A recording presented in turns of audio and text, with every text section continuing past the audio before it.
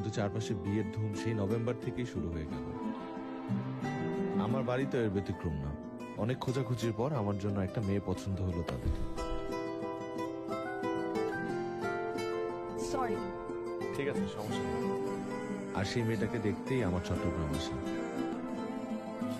এতক্ষণ তো আমার নামটাই বললাম না, আমি অয়ন। ভাইয়া, এটা আমার ছোট বোন ঐশী। আজকালকার যুগে তো পাঞ্জাবি পরে মেয়ে দেখতে যায়, তুই শার্টটা পর।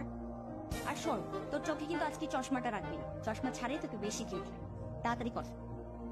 তাই তো, আমি তো দূরের জিনিস দেখি না, চশমা কেন পরবো?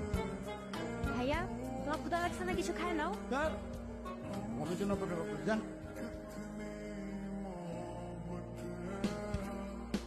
কিরে চল চল।